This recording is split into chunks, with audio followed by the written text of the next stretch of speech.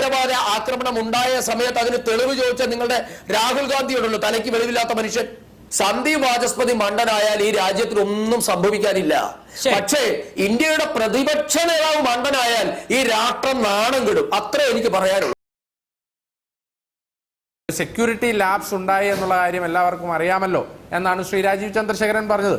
ഇത് തന്നെയാണ് കോൺഗ്രസിന്റെ നേതാക്കന്മാരും പറഞ്ഞിട്ടുള്ളത്. ആ സെക്യൂരിറ്റി ലാബ്സ് എന്തുകൊണ്ടാണ് ഉണ്ടായത് എന്നുള്ളത് കൂടി ഇതിനകത്ത് പരിശോധിക്കപ്പെടേണ്ടതുണ്ട്.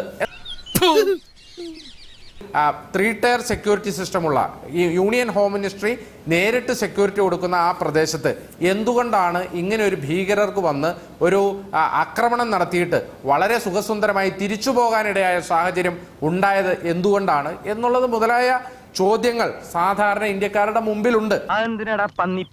നമ്മുടെ രാജ്യത്തുണ്ടായ സുരക്ഷാ വീഴ്ച എന്താണെന്ന് പരിശോധിക്കപ്പെടണമെന്നും അത് തിരുത്തണം എന്ന് പറയുന്നതിൽ എന്താണ് തെറ്റുള്ളത്? സ്വാഭാവികമായും ഏതൊരു ആക്രമണവും സുരക്ഷാ വീഴ്ച തന്നെയല്ലേ.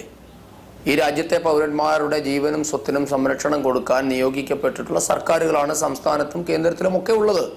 അപ്പൊ സ്വാഭാവികമായും അതിൽ വീഴ്ച ഉണ്ടാകുമ്പോഴാണല്ലോ ആക്രമണങ്ങൾ ഉണ്ടാവുക. അതൊക്കെ ഇത്ര ഒരു ഡിബേറ്റബിൾ പോയിന്റ് ആണോ ഞാൻ ചോദിക്കുന്നത്? ഇപ്പോൾ അത് ചർച്ച ചെയ്യേണ്ട സാഹചര്യമാണോ ഇവിടെ ഉള്ളത്? നമ്മളുടെ വിഷയം ഇപ്പോൾ എന്താ? സുരക്ഷാ വീഴ്ച ഉണ്ടായി എന്ന് പ്രധാനമന്ത്രിയോ ആഭ്യന്തരമന്ത്രിയോ പ്രതിരോധ മന്ത്രിയോ സമ്മതിച്ചാൽ നിങ്ങളുടെയൊക്കെ പ്രശ്നം തീർന്നോ? അത് സമ്മതിക്കുന്നതോടുകൂടി കോൺഗ്രസ്സുകാരും ഈ രാജ്യത്തെ മുഴുവൻ ആൾക്കാരെ ഷെഡിക്കേറുമോ? അതൊന്നും അല്ലല്ലോ ഇപ്പോൾ ഇവിടുത്തെ വിഷയം. ഈ വിഷയം എന്താ ഞാൻ ചോദിക്കുന്നത്? ഇപ്പോൾ ഞാൻ സത്യത്തിൽ ഇതിനകത്ത് രാഷ്ട്രീയം പറയണമേ എന്ന് വിചാരിച്ച ഒരാളല്ല. ഇപ്പൊ നിങ്ങളാണ് ഇതിനകത്തേക്ക് രാഷ്ട്രീയം കൊണ്ടുവന്നത്, അബിൻ വർക്കിയാണ്. ഞാൻ അതുകൊണ്ട് മാത്രം രാഷ്ട്രീയം പറയാണ്. സത്യത്തിൽ ഇതല്ലായിരുന്നു ഇവിടെ ചർച്ച ചെയ്യേണ്ട പോയിന്റ്. ഞാൻ ചോദിക്കുന്നത്, ഇങ്ങനെ ഒരു ഭീകരാക്രമണം ഉണ്ടായപ്പോൾ ശ്രീമാൻ റോബർട്ട് വദ്ര എന്താ പറഞ്ഞത്? ആരാ റോബർട്ട് വദ്ര എന്ന് ഇന്ത്യയിലെ ജനങ്ങൾക്ക് മുഴുവൻ അറിയാമല്ലോ. ഇന്നേ ദിവസം വരെ ഈ ഫ്ലോറിൽ ഇരിക്കുന്ന അബിൻ വർക്കി ഉൾപ്പെടെയുള്ള ഏതെങ്കിലും ഒരു കോൺഗ്രസ്സുകാരന് റോബർട്ട് വദ്ര പറഞ്ഞത് ശുദ്ധ വിവരക്കേടും ഈ രാഷ്ട്രവിരുദ്ധമായ നിലപാടാണ് എന്ന് പറയാൻ നാവ് പൊന്തിയോ? എന്തേ പൊന്താത്തത്? എന്തായിരുന്നു റോബർട്ട് വദ്ര പറഞ്ഞത്? ഈ രാജ്യത്തെ മുസ്ലിങ്ങൾ മോദി ഭരണത്തിന് കീഴിൽ അരക്ഷിതരാണ്, അവർ വീക്കം ചെയ്യപ്പെട്ടിരിക്കുന്നു. അത് ഇപ്പോൾ അവിടെ നടന്നിട്ടുള്ള ഭീകരാക്രമണം മോദിക്കുള്ള ഒരു മെസ്സേജ് ആണ് എന്ന് പറഞ്ഞ ഇയാളെ എന്താ ചെയ്യേണ്ടത്? എന്താ ചർച്ച ചെയ്യാത്തത്? നിങ്ങൾ രാഷ്ട്രീയം പറയുമ്പോൾ അതും കൂടെ പറയണ്ടേ? അപ്പൊ അതുകൊണ്ട് ഈ രാജ്യത്തെ ഒരു കോൺഗ്രസ്സുകാരൻ 50 പൈസ കാലണ മെമ്പർഷിപ്പുള്ള ഒരു കോൺഗ്രസ്സുകാരന്റെ പോലും നാവ് പൊന്തിയില്ല. കാര്യം എന്താ? രാജകുമാരന്റെ അളിയനാണല്ലോ. രാജകുമാരന്റെ അളിയനെ എന്തെങ്കിലും പറഞ്ഞാൽ അവൻ പിന്നെ കോൺഗ്രസിൽ ഉണ്ടാകില്ല.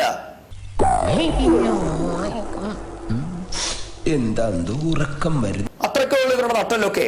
അതുകൊണ്ട് ഒരു കോൺഗ്രസ് നേതാവിന്റെ കയ്യിലൊന്നും ഞങ്ങൾ അതിന് വിശദീകരണമൊന്നും തേടുന്നില്ല. കാര്യം അവരുടെ വയറ്റിപ്പഴപ്പാണ്. റോബർട്ട് വദ്രയെ എതിർക്കാനുള്ള നട്ടലൊന്നും ഇവന്മാർക്കൊന്നുമില്ല.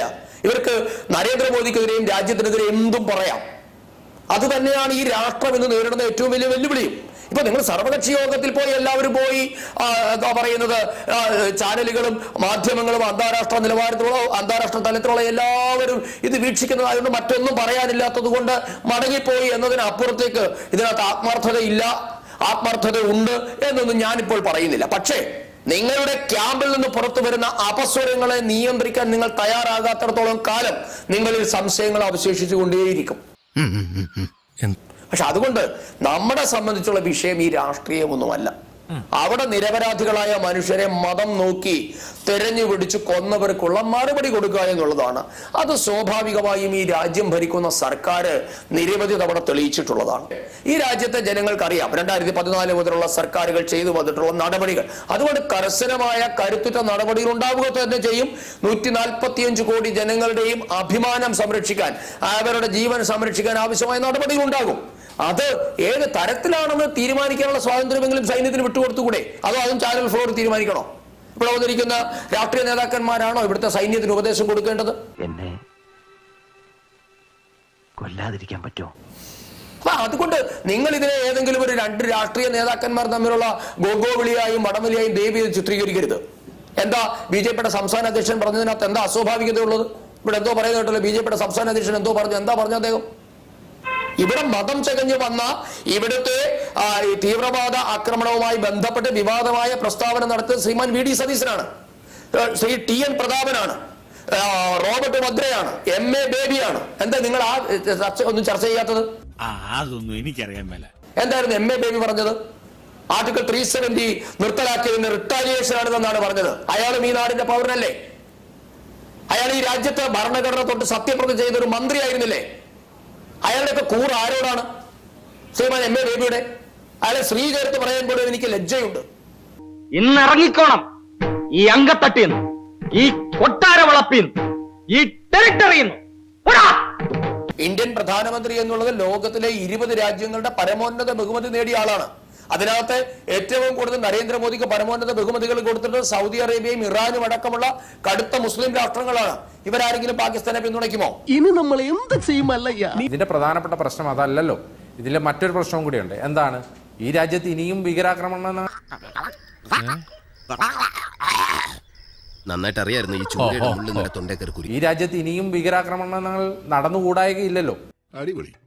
അപ്പോൾ ഈ രാജ്യത്തിനകത്തുള്ള സെക്യൂരിറ്റി ലാബ്സ് നമുക്കുണ്ടായ സുരക്ഷാ വീഴ്ച പരിശോധിക്കണം എന്ന് പറയുന്നതിൽ എന്താണ് തെറ്റുള്ളത്? എന്റെ വായിക്കാത്ത കയറി വിടുവിച്ചാലേ ശരിയാവും. പക്ഷേ യോഗവുമായി ബന്ധപ്പെട്ട് എന്ത് നടന്നു എന്ന് നിങ്ങൾ എഴുതി കാണിക്കുന്നതല്ലാതെ നമുക്ക് മറ്റൊരു സോഴ്സുമില്ല. നിങ്ങളെ വിശ്വസിക്കാൻ മുൻകാല ചരിത്രമുള്ളത് കൊണ്ട് സാധ്യവുമല്ല. പല കാര്യങ്ങളും നിങ്ങൾ വളച്ചൊടിച്ച് പറയുന്നവരാണ്. ഇതെന്താണ് എന്ന് സർക്കാരിന്റെ ഔദ്യോഗികമായ പത്രക്കുറിപ്പ് വരുമ്പോൾ മാത്രമേ അത് വിശ്വസിക്കാൻ പറ്റുള്ളൂ. ഇൻവർക്ക് എന്തൊക്കെയാ പറഞ്ഞു? ഞങ്ങൾ നിങ്ങളെ പിന്തുണയ്ക്കുകയാണ്, ഞങ്ങൾ ചെയ്തിട്ടില്ല. ഇപ്പോൾ ചോദിക്കുന്ന എന്താണ്? പക്ഷേ സുരക്ഷാ വീഴ്ചയെ പറ്റി ചോദിക്കേണ്ടത് മിസ്റ്റർ അബിൻ വർക്കി, സാധാരണഗതിയിൽ ഔചിത്യം എന്ന മലയാളത്തിലൊരു വാക്കുണ്ട്. നമ്മുടെ തലയണമന്ത്രം എന്ന സിനിമ കണ്ടു നോക്കുമ്പോൾ അതിനകത്ത് മാമുക്കോയുടെ കഥാപാത്രം ശ്രീനിവാസിന്റെ ചെവിക്കല്ലിനടിച്ചിട്ട് പറയുന്ന ഒരു കാര്യം ഉണ്ട്. അത് ഞാൻ താങ്കളെ ഓർമ്മിപ്പിക്കുക. ഒരു രാഷ്ട്രം പ്രതിസന്ധി നേരിടുമ്പോഴല്ല ഇമാതിരി കാര്യങ്ങൾ ചോദിക്കേണ്ടത്. ഒരു ഭീകരവാദ ആക്രമണം ഉണ്ടായ സമയത്ത് അതിന് തെളിവ് ചോദിച്ചാൽ നിങ്ങളുടെ രാഹുൽ ഗാന്ധിയോടുള്ളൂ, തലയ്ക്ക് വെളിവില്ലാത്ത മനുഷ്യൻ. സന്ദീപ് വാചസ്പതി മണ്ടനായാൽ ഈ രാജ്യത്തിൽ ഒന്നും സംഭവിക്കാനില്ല.